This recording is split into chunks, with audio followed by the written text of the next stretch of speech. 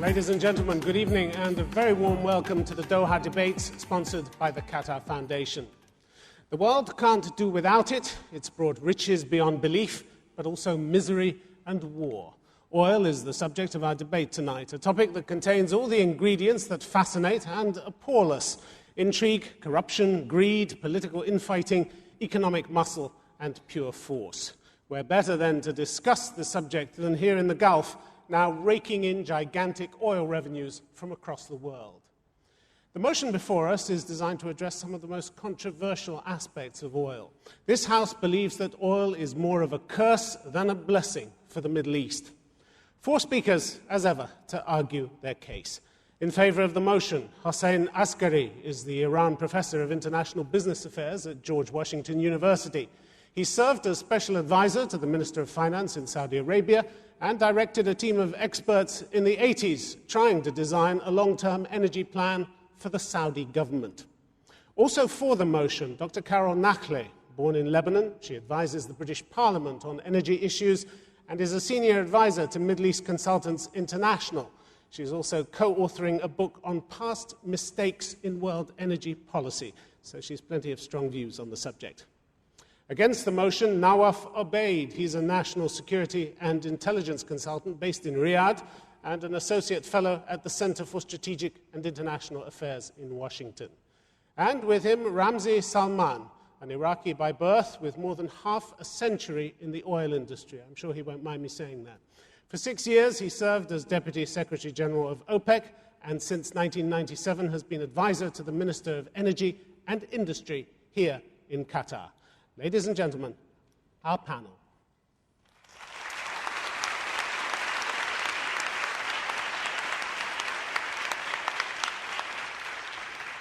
So let me first of all please call on Hossein Askari to speak for the motion. Thank you, Tim. It is a joy to be in Qatar once again after so many years. Ladies and gentlemen, let me tell you that over the last 60 years, the Middle East has arguably had more conflict and turmoil than any other part of the world. And over the last 30 years, after taking in very close to about $4 trillion in revenues, the Middle East has had the lowest growth rate in real GDP per capita of any part of the world except sub-Saharan Africa. Why? To Carol and myself, it is because of oil. Let me explain. Oil has been used as a crutch in this part of the world to avoid the reforms that are needed to create a vibrant private sector which would give jobs, productive jobs, and generate revenues for the government. Instead, oil has been used to create less productive government jobs and to give subsidies which are wasteful in order to buy loyalty amongst the peoples of the region. Oil has also been used to buy very expensive and sophisticated weaponry, which has been used both internally and externally in the region.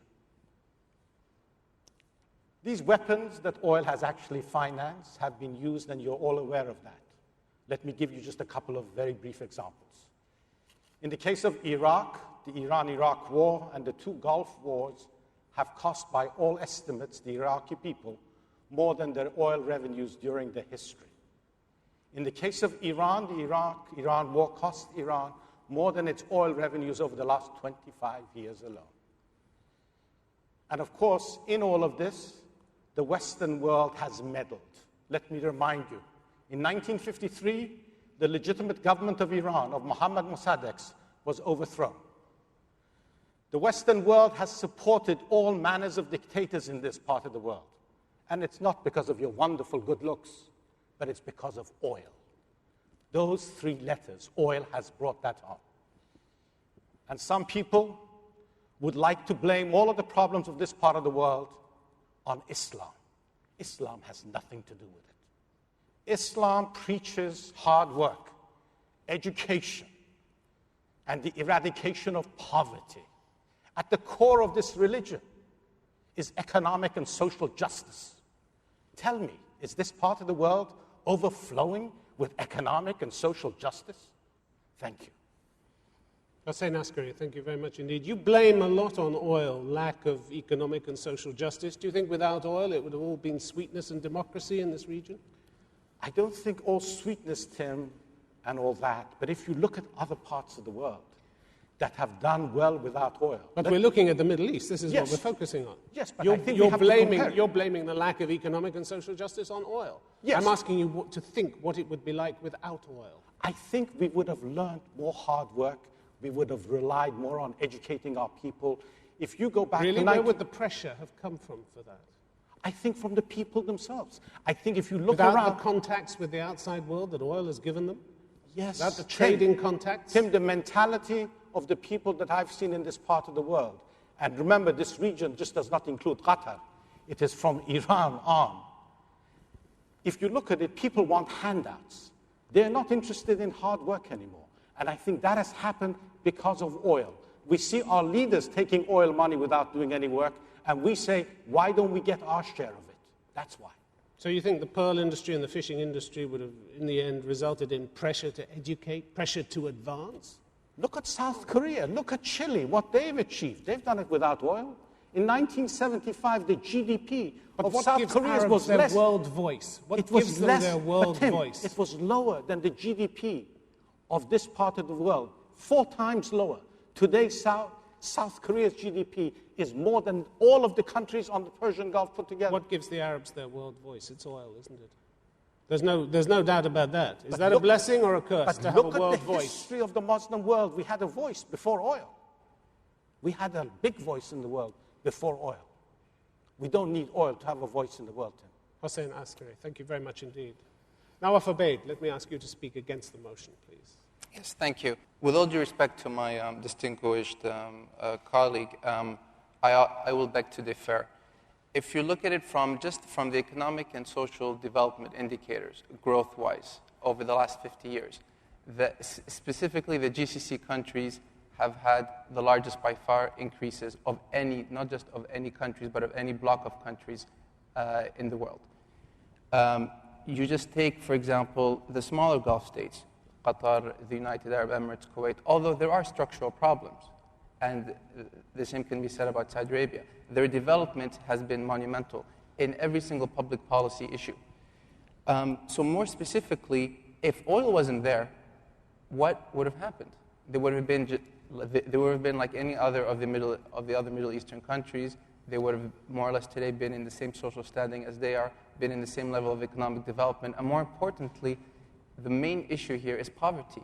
They would have actually been as poor as the other major Middle Eastern countries that do not have oil. On the second point, and which is very important to bring up, is the issue that without oil, there would have been the infrastructure. You would have had the hospitals, you would have had the roads, you would have had all the basic necessary development in order for a population or for the human race to develop. And again, today being in Qatar is, I mean, you just see it. You just walk outside, get in your car, go out, and you see what for example, the Qatari government is doing. In Saudi Arabia, you can see what they've been doing over 50 years. There's been mistakes. There are structural problems, and so forth. There's no doubts about it. But you compare it to the countries that don't have it. And the comparison is not just striking, is monumental today. And this is a fact that would not have happened if it wasn't for the simple fact that certain countries are blessed with oil and certain are not. Undoubtedly, there is waste, there is corruption, and some of the points that my distinguished colleague alluded to are absolutely correct. But again, it's not because of oil that there is corruption and waste. There's been corruption and waste all over the world for centuries and centuries, and it's not oil specifically that brought this upon the people of this region or upon the governments of this region. Nawaf Abeid, thank you very much indeed. Who owns the oil in Saudi Arabia? The government. Why is the government? Why not the people? Doesn't it belong to the people of Saudi Arabia? That's correct. Oh, so it's not the government, it's the people. Actually more specifically, it belongs to the National Oil Company. That holds it on behalf of the people. That holds it on behalf of the government that rules the people. On behalf of the people. Why don't you tell the people what you've done with the oil revenues in Saudi Arabia. But they see it.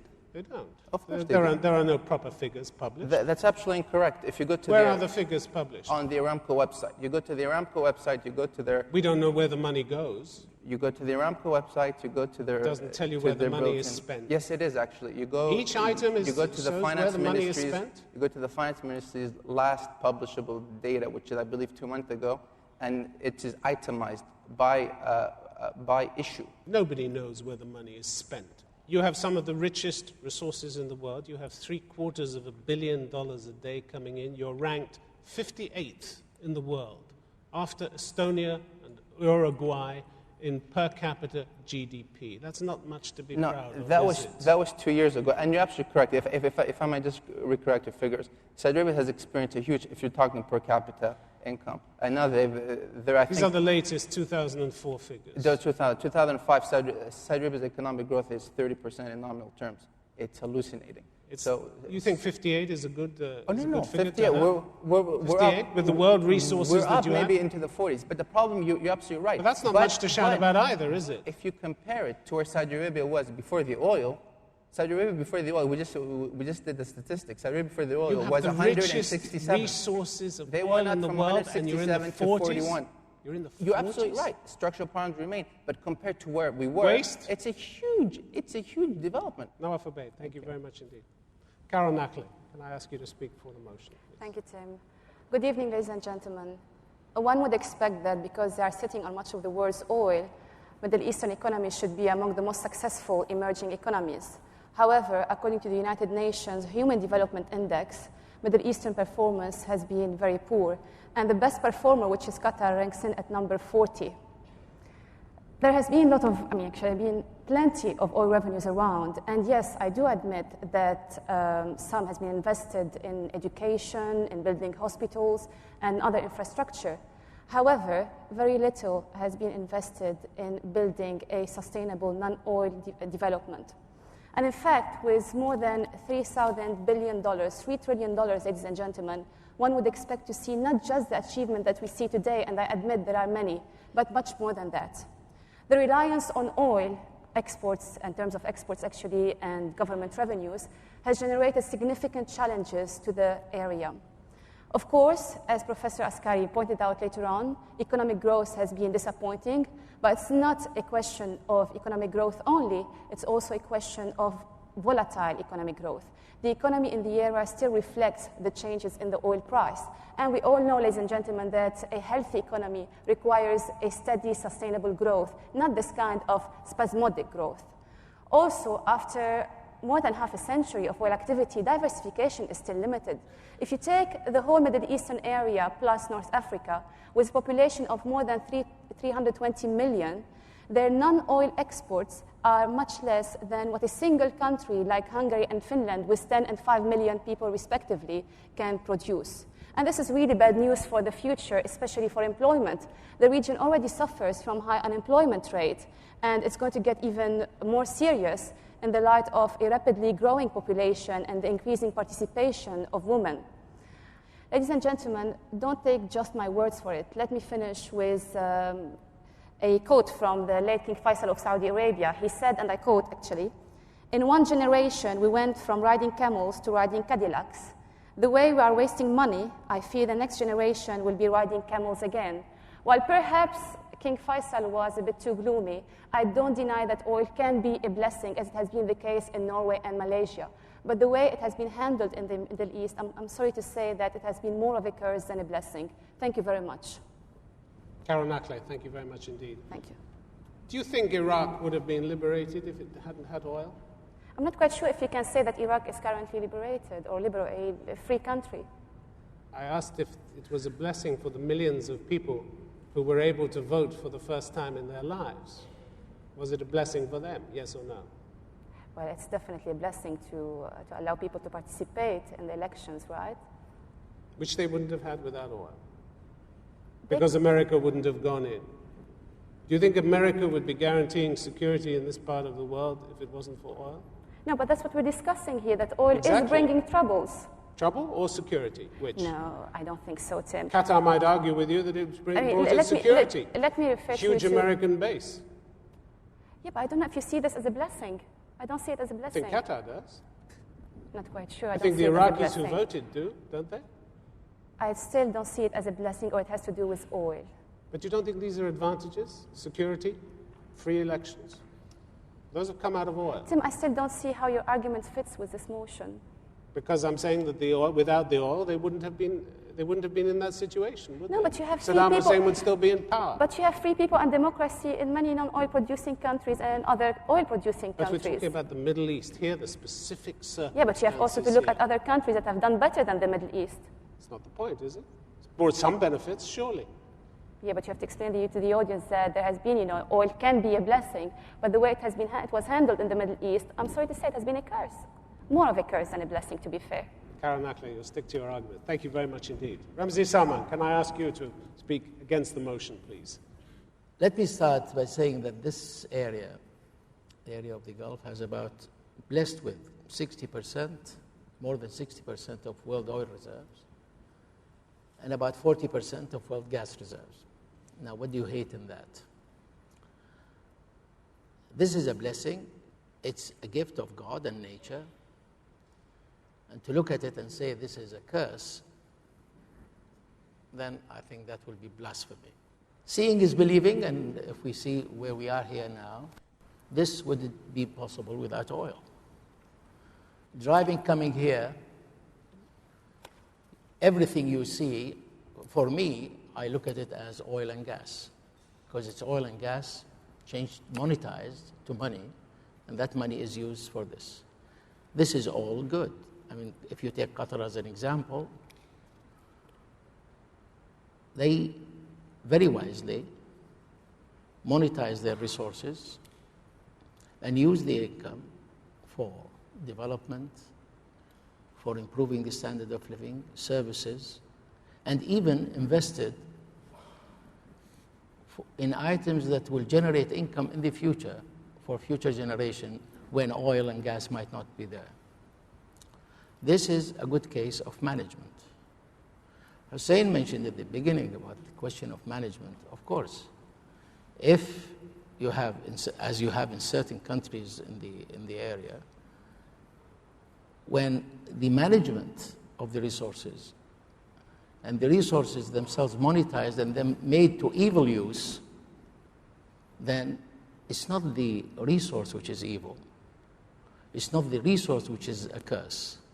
It's the management which is evil and is the curse. Thank you. Ramzi Salman, thank you very much indeed. I'm going to throw the issue open to the audience in a little while, so please have your questions ready and please put your hands up if you want me to come to you in a moment. Ramzi Salman, you think a few buildings and a few roads makes oil a blessing in this region? Anything which benefits the people is a blessing. And I'm not talking only of building. I can enumerate so many things. Government is stuck, human rights are stuck, freedom of the press is stuck, education is stuck, highest the literacy rates in the world, and you think Tim, a few buildings make it a blessing? Yeah, Tim, I've been in Qatar for 8 years now. I've been working in Qatar for 8 years. And the things I saw, I've been witness to, in the development in every aspect of life, including human rights, has been staggering. I couldn't have imagined it the time I came here. You have to take things in relative to a certain position. And in certain places, you cannot make drastic changes. In this country, in Qatar, there are some changes which are not accepted by the old generation. You have to convince them that this is the right direction, but it will take time. It will take generation change for these things to be established. So it's only the irresponsible acts of government and the wastage that men bring to it. It's not oil's fault. Oil hasn't put them in a position to encourage this kind of behavior. It hasn't let them play to their lowest common denominator. The curse is irresponsible governments, evil leaders, and uneducated people who misuse the cash they get. But they build roads, so they're not evil and responsible when they do that. When they build roads, when they do things which are good for the people, that's good. Oh, so it's the people then. Either they're good or they're bad, but it's nothing to do with oil itself. It's natural and it's blasphemy to say it's a curse. Yes, and eventually it's the people, the owners of the wealth. All right, Ramzi Salman, thank you very much indeed. I'm going to throw it open to the audience now. The motion is that this House believes that oil is more of a curse than a blessing for the Middle East. Lady in the second row there. When USA liberated Kuwait from the Iraqi invasion in the second Gulf War, I don't think that liberation was for free. I think the Gulf countries still paying for that liberation. And I think that the oil is being a curse more than a blessing. And I address this question to Mr. Nawaf. Thanks. There was a lot. If you're talking about monetary compensation, yes. I mean, Kuwait and Saudi Arabia had to basically foot most of the bill for the invasion at the time. That's absolutely correct. With other countries, but at the same time, oil is at the cause of having a man like Saddam Hussein and his regime out of power. There is hope. There is hope for 22 million people. There is hope for freedom. There are elections coming up next month, and we can go on about it.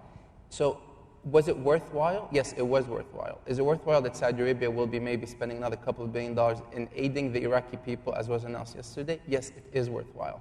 Is it worthwhile that maybe Iraq could be used as an example for a potential democratic form of government? And the key word here is potential. Yes, for the region as an example. Yes, it is. So are we still paying for it? Indirectly, I guess we are. But I think it's worth it. I think it's worth that a guy like Saddam Hussein is out of power and that regimes such as his are no longer acceptable in the world. And if you want to put oil as the cause of it, then oil is the cause of it, and hence it's a bliss. Hussein Askari, you want to come in? Tim, as someone born in Iran, I can't let that go by. It was oil that gave Saddam Hussein the arms to invade Iran. It was oil that made the United States and the Western world interested in supplying chemical weapons that were used on Iranians. It was oil, money that Saudi Arabia and Kuwait supported Iraq with, to the tune of 40 billion on the part of the Saudis and 20 billion on the side of the Kuwaitis. And then to come and say oil money liberated it, it's like digging a hole and filling it back up again, ladies and gentlemen. That is wrong. Yes, it's the mismanagement. Of course, you don't need to be a genius to figure out that the more resources you have, the more options you have. That's a fundamental economics 101. You're better off. But it's the way that you use it. And it's been used badly. It has been abused and misused. And it's not blasphemy. Ramzi Salman. Yeah, you're defeating your own argument because you're talking again of management, bad management. The bad management is the curse, not the oil, not the wealth. That's not the curse. The curse is the bad management, and you said it yourself. That's just semantics. That's just splitting hairs, isn't it? Yeah. It's always the case of whether it's badly used or well used, isn't it? I mean, that's implied in the question. The curse is to have a bad leadership who misuse the thing. The other curse is to get a war to remove that bad leadership with an effect which is much more evil than the curse of oil. Gentleman up there has a question. Right at the back. Mr. Salman is insisting that the problem is with management, bad governments. These governments did not come to power by elections, and people cannot overthrow them. And they will continue to abuse power. So in this case, it will continue to be a curse. How come is oil a blessing if these governments are able to come to power without elections and stay in power, presumably because of the oil revenues that keep them there? A sharp knife in a kitchen is a blessing when you want to cut something tough. But you can also use that knife to kill somebody. So the thing is there. It's how you use it. Oil is definitely a blessing. I owe my education, I owe everything to oil. If it wasn't for oil, I would never have the education I had. For me, it's a blessing. For many countries, for many people, it's a blessing. But if it's an unfortunate case when it is in the wrong hands and misused, the income of it is misused, that's not the fault of the oil. It's the fault of the management. All right, there's a gentleman at the back who has his hand up. Can we get a... microphone to him, please. My question is for the panel that's arguing for the motion. Don't you think that oil is the foundation in this region for development? I mean, as we've seen before, and I'm talking specifically for Qatar, the main industry here was pearl diving, and our friends, the Japanese, managed to develop a way to make it cheaper. If you have such a strong natural resource here, such as oil and gas, then why don't you use it for development? I mean, oil is not a curse. Without oil, I don't think you'll be having open education. I don't think you'll have open debates here, and I don't think you'll have a new science and research center just across the street there. Thank you. Hussein Askari, you're shaking your head. Because I think that we are not here, as you said, Tim, we shouldn't be splitting hairs. It says, I think the motion is very, very clear.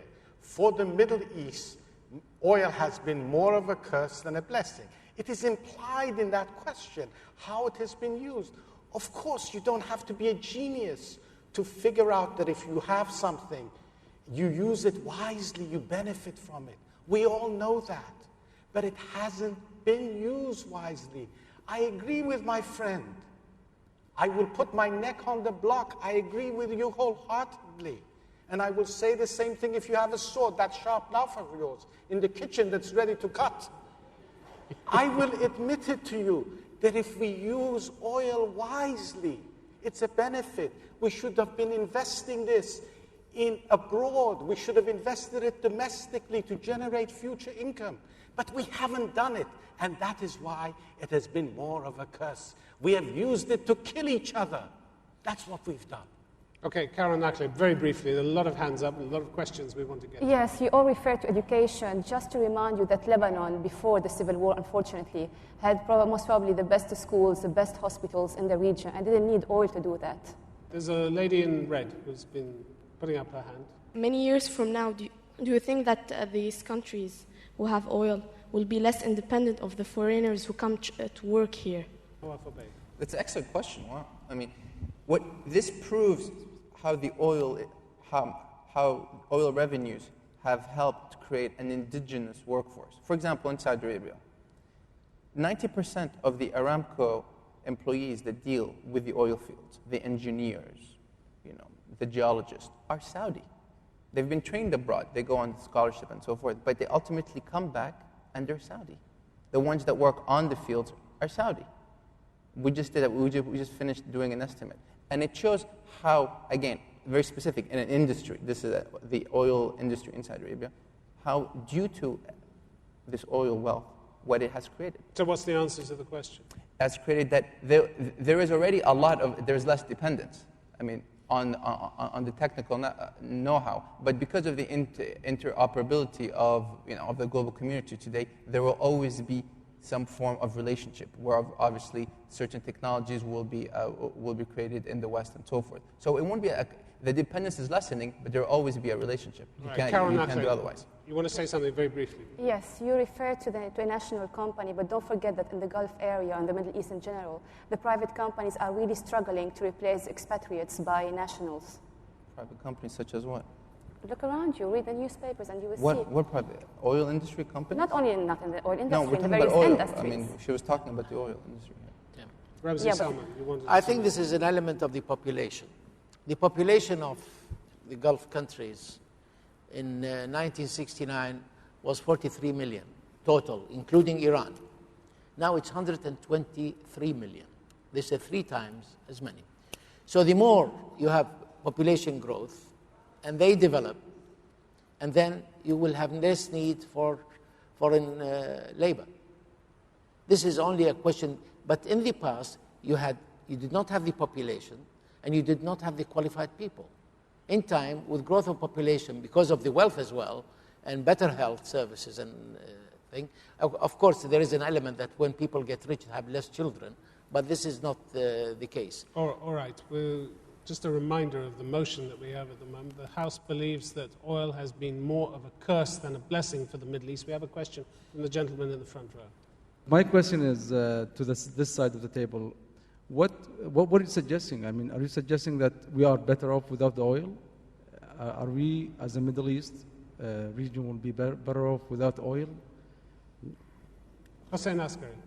No, I think that to put this one to bed for once and for all, as I said, I think I would have to be a moron, absolutely mad, absolutely crazy. Let me just repeat that. And at least if I am so, Carol is not so. To have more of anything that is a resource, you're better off.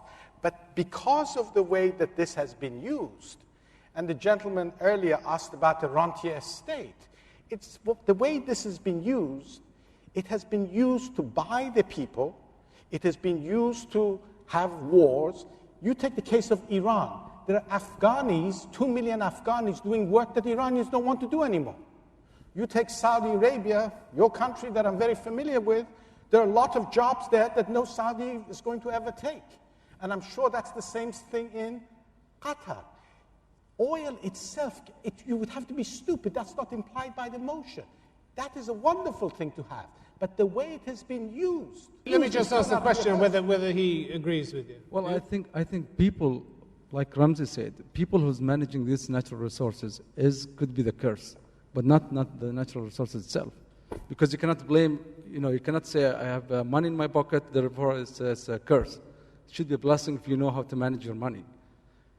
And the way forward, I believe, for this region is to get a proper type of management or proper type of managers or leaders who can really make use of this oil and make it toward the blessing side rather than the curse side. All right. Lady in red and black, up there at the back. It's been implied a number of times that without oil, the Middle Eastern governments, the Middle Eastern countries couldn't have risen to power. So are you doubting that the Middle Eastern countries and their minds behind those countries couldn't rise to power without oil? That's from Mr. Nawaf. Yep, that's an excellent point. You always say that when it's very difficult. Very difficult for what? Very difficult point. No, I say it was an excellent point. Yeah, I know. You say it when it's a very difficult point. Please answer it. Yes, absolutely correct. If it wasn't for oil, today you wouldn't have certain Middle East countries with the international clout, with the political and economic clout that they have. Again, Saudi Arabia today, at no time in its past has there been a Gulf country or actually a Middle East country with that much international clout as today because of the oil and because of the situation in the oil market. So you're absolutely correct. Another question. In Islamic teachings, it says that people can be tried by wealth. So if a region is wealthy, it's not necessarily blessed.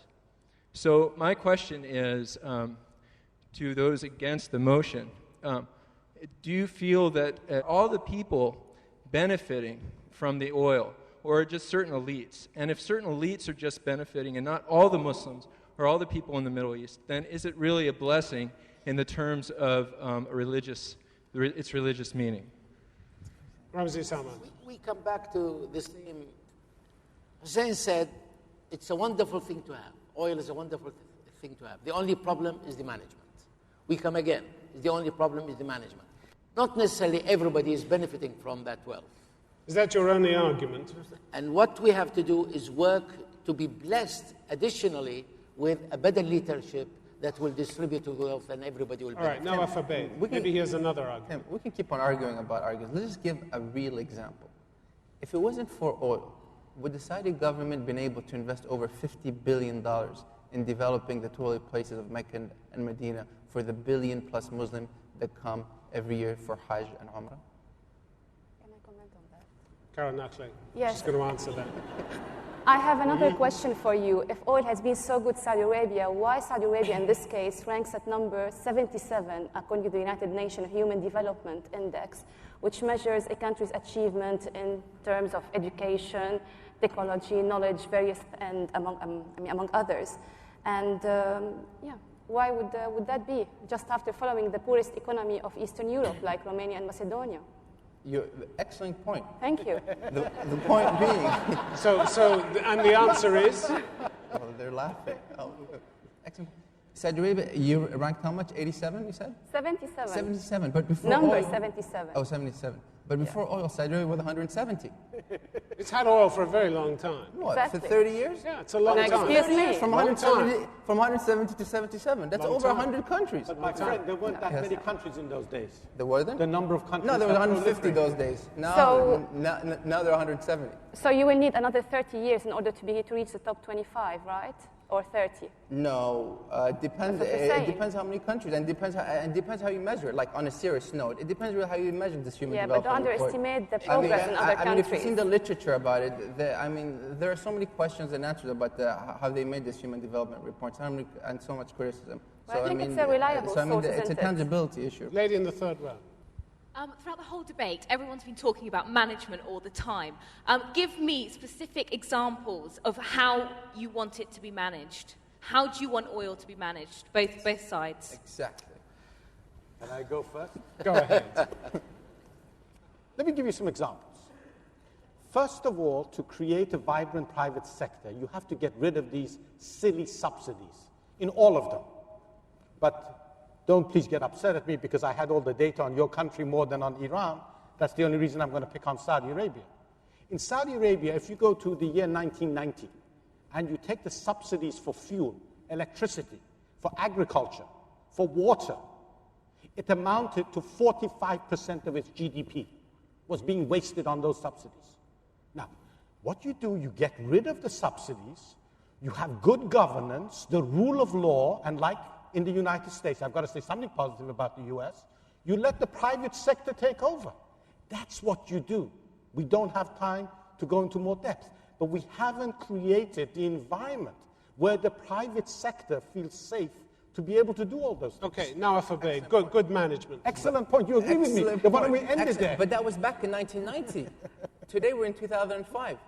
Non-oil private sector growth in Saudi Arabia today has surpassed government sector growth. We're in 2005. Subsidies have gone down. There is a generational gap here. So have per capita incomes. You're younger and I'm older. Per capita income are skyrocketing. Saudi Arabia in 2003 They was at weren't 9,000. 2 years ago, were they? Well, if I may finish, Saudi Arabia was at 9,300 and some. This year they're going to come in at 14,000 in 2 years. And what were they 20 years ago? GDP. 27,000, something like that? The Saudi economy represents over 50% They of the have GDP dropped of the Middle enormously East. from their high a The few Saudi years economy ago. is 50% of the Middle East today. You don't want to If it acknowledge wasn't it, but for they have oil, dropped if it wasn't for oil, enormously. where would the Saudi economy be? Thank you. Gentleman in the second I row. think the question was, how do you get the management? Nobody mentioned democracy. True democracy is the way to get the best management. Now Alpha Bay. Do you want to come back on that? Which one? True democracy in Saudi Arabia? No, there will never be true democracy in Saudi Arabia. In Saudi Arabia, or I mean, on a serious note, in Saudi Arabia or in the other Middle East countries. How about a little more? How about a little more? We're not going to kid ourselves about that. There will good. be a certain form of democracy. A certain form of democracy. You can use form in quotations. Okay, we don't want to leave the gentleman standing in the second row there. Sir. Okay, if what makes oil a curse is causing fights and wars in the region, what would the region look like if there was not oil and people still fight for grass areas and water resources as they used to do 70 years ago? Who would like to have a go at it? Hassan? Well, again, I totally agree with you that I think we would have fought over water, we would have fought over other resources. That's the nature of man. But I think that the wars would have been less costly. I mean, the poor Iraqis that died and the Iranians that died in that war, the two of them put together approached 1.5 million. Over 3 million people were injured. I don't think that if we had picks and shovels or the sharp knife of my friend even, we could have done that kind of damage. Okay, you want to come back on this? Yeah, I think oil is what stopped that wars for grass areas and water resources. For that, I think oil is a blessing for the region. Thank you. I would like to comment Briefly, on the war. because Yes, we want maybe to you'll take be a couple more interested. questions. Maybe you'll be interested in the statistics from the World Bank that the probability of a civil conflict is 0.5% in a country with limited natural resources, but 23% in a country where natural resources account for more 25% of GDP. And we know how well projections have been, right? All right, lady at the back. This is a question for those against the motion. So America invaded Iraq on the grounds that they were liberating it, regardless of whether or not they had oil. But it's obvious that one of the main reasons that they invaded it was for the oil. So in this case, was oil a curse or a blessing? Liberating a country, it's the word liberation. I don't know what liberation is, really. I have yet to see what liberation is. Liberating the country, or is it liberating the oil? This is the question. I think the thing was liberating the oil rather than the country. And what if the people benefited from it as well? I think your teammate disagrees with you there. The people are the sacrifice. Tim, Sacrifice you're or the dividing and beneficiaries? conquering here. That's very good of the British. I'm glad. Please divide these two. At least something was liberated. Gentleman at the back. I would like to address this question to Mr. Nawaf. You stated earlier that countries with the oil suffer mostly from illiteracy and high unemployment rates, especially the Gulf countries. Oh, okay. Well, no, actually, let me just give you a quick example, because this is actually incorrect. I mean, in Egypt, the government does project its projection on 6 million people being economically viable. Now, Egypt has a population of 70 million. The point is, no, I mean, what you're saying, I mean, with all due respect, I don't mean to offend you, but you're actually wrong. The countries that have proportionally speaking, that have the largest amount of poverty and unemployment are the poor countries that have no oil. Egypt, Syria, Libya, which has some amount of oil. So, I mean, I could go into details, but no, that's actually incorrect. Yeah, but just a second. Illiteracy in the Gulf is below the rate, below 50%. You won't find, like, many Gulf people illiterate, I mean. Like, it's the truth, you know, like, if you look at other countries in the Middle East without oil, you might find them to be, like, much more literate than people in the Gulf. That's only, you're only correct on Saudi Arabia, actually, unfortunately. If you compare to the United Arab Emirates or to Kuwait or actually to Qatar today, no, actually, they rank way above the others because of their small population and oil wealth. Okay. Gentleman at the back. You're saying that it's the bad management, not the oil, that's the curse. But I would say, would you give a car to someone who couldn't drive? Wouldn't the car be the curse? If you wouldn't give a knife to the child, like how you like to say. You wouldn't give the knife to the child and you wouldn't give the car to someone who can't drive. That would be the curse. So it's a curse for the oil that's come to some people who can't manage it, even if they are in this country. But I'm not saying it to say against Arabs or people in the GCC. But for example, if someone in Malaysia or in Norway, they couldn't manage it properly, it would be a curse to them. The oil would be a curse. It wouldn't be their management. Now I forbade. So management is the curse. That's what I understand. Is that your point? So management, or the people that have it? No, I'm not saying that the management is the curse. I'm saying the oil will actually be the curse. So the oil... If you gave it to somebody who couldn't use it, if you gave a car to somebody who couldn't drive, the car would be the curse. The car will be the curse? That's your point. That is my point. That would be the curse. Yeah. Wouldn't you say, you wouldn't say, if they can't do it, it doesn't mean it's a curse on them. It means what you're giving them is a curse. I think we are rehashing the same thing in different... I'm not trying to rehash anything. That's the point I'm trying to make. All right, we've come to the point in proceedings where we're going to take a vote on the motion. This House believes that oil has been more of a curse than a blessing for the Middle East. Would you please take the electronic voting machines? If you want to vote for the motion, please press button 1, the yellow one. If you want to vote against it, button 2, the red one. And would you please do that now? You only have to do it once. You don't have to keep holding the button, because through to the magic of technology, it will record and register your vote. And here we have the results coming up on the screen. 63.3% for the motion, 36.7% against. The motion has been resoundingly carried. Thank you. Congratulations to the winners. My commiserations to the losers. Thank you to the audience as well for participating. We will be back here next month. Please join us then. Please stay in touch with us on our website. We appreciate all your suggestions and ideas. Thank you very much for coming. Have a safe journey home. Good night.